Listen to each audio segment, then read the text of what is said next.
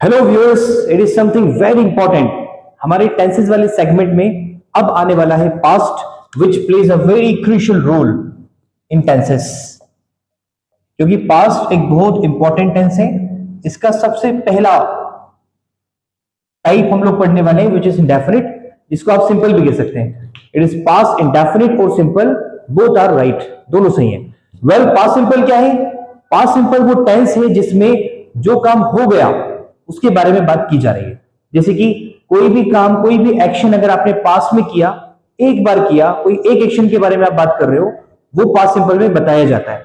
इसमें कॉम्प्लेक्शन नहीं होता, यानी कि ऐसे सेंटेंसेस जैसे कि वो कर रहा था, कर चुका था, करने लग गया था, करता रहता था, ऐसे वाले सेंटेंसेस यहां पर नहीं आएंगे। तो सिंपली हम उन सेंटेंसेस के बारे में बात करेंगे जो सब्जेक्ट ने पास्ट में किए।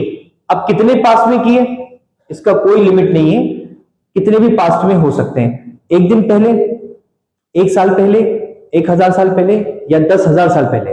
और कितना करीब आ सकता है ये? कितना भी करीब आ सकता है। जैसे कि 1 मिनट पहले, इवन 1 सेकंड पहले। तो जो भी लम्हा गुजर गया वो पास्ट है और वो काम पास्ट सिंपल में बताया जाता है। देखिए, इसमें आपको सबसे पहले एक बात याद रखनी है कि here we never use was and वर।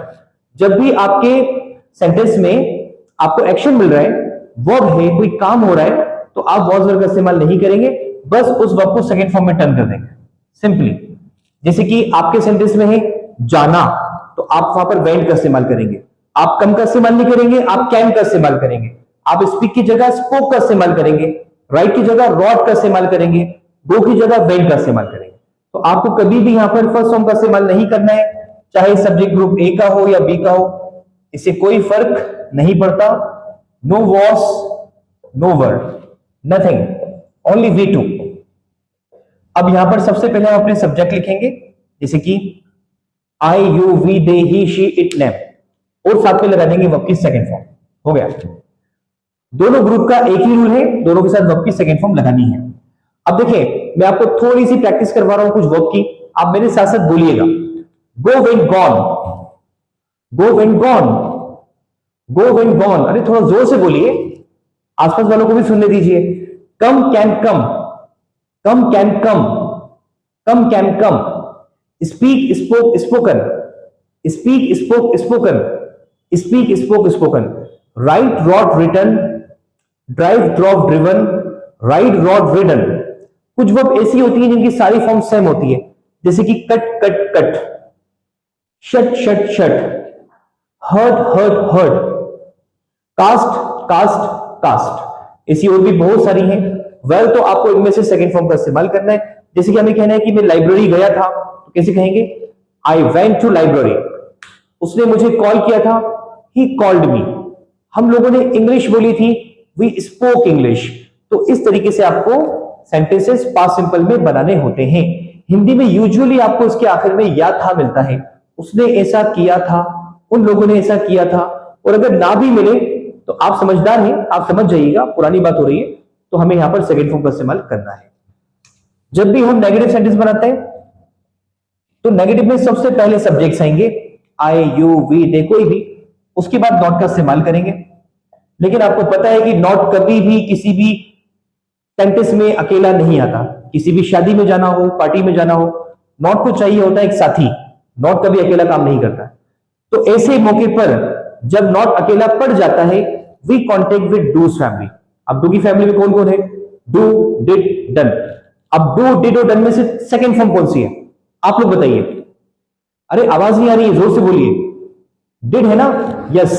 तो यहां पर हम डिड का इस्तेमाल करेंगे एज अ हेल्पिंग वर्ब, साथ में नॉट जुड़ जाएगा। उसके बाद जब वर्ब आएगी तो उसे सेकंड फॉर्म में नहीं रखना है, अब उसे रखना है फर्स्ट फॉर्म में।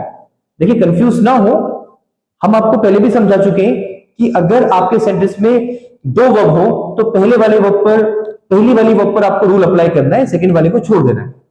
ऐसे यहां पर भी हुआ, हमने डू को डिड कर दिया, आगे वाली वर्ब को वापस से बेसिक फॉर्म में रख दिया, यानी फर्स्ट फॉर्म। तो ऐसा नहीं कर सकते थे कि डिड आ जाए और आगे वर्ब की सेकंड फॉर्म भी आ जाए। It is not possible. अगर डिड आ गया तो अब आपको आगे वर्ब की फर्स्ट फॉर्म लगानी है। So this how we make examples. जैसे हमें कहना है कि मैं स्कूल नहीं गया था, I did not go to school. उसने खाना नहीं पकाया था, शी डिड नॉट कुक, उन लोगों ने परफॉर्म नहीं किया, दे डिड नॉट परफॉर्म। अगर आप चाहें तो उसको मर्ज करके शॉर्ट भी कर सकते हैं। You can also say didn't, didn't, they didn't play, I didn't go, she didn't speak, ऐसे। जब भी आपको इंट्रोगेटिव बनाना होगा, सवाल करना होगा, आप अपनी हेल्पिंग वर्ब यानी डिड को सेंटेंस के बाहर कर देंगे। ये सेंटेंस एक सवाल बन जाएगा, हिंदी में क्या से शुरू होगा, फिर सब्जेक्ट्स आएंगे, फिर वर्ब की फर्स्ट फॉर्म आ जाएगी और ये बन जाएगा क्वेश्चन। जैसे कि क्या आपने मुझे कॉल किया था, डिड यू कॉल मी, क्या आपने ब्रेकफास्ट किया था, डिड यू टेक ब्रेकफास्ट, इस तरीके से। क्या उन लोगों ने मैच जीता था, did they win the match. ऐसे आपको सेंटेंसेस बनाने हैं और हमेशा याद रखें ऐसे सवालों के आंसर हमेशा यस या नो में आते हैं।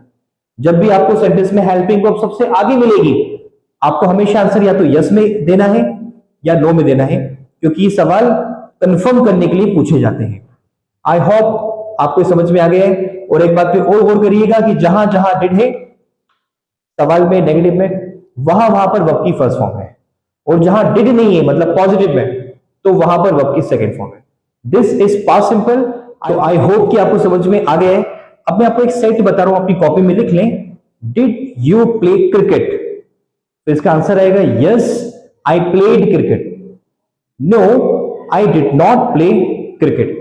ऐसे और सेट आप हमें बनाकर कमेंट सेक्शन में शेयर करें। आई टेल यू कि सही है या गलत है। Thank you so much for watching.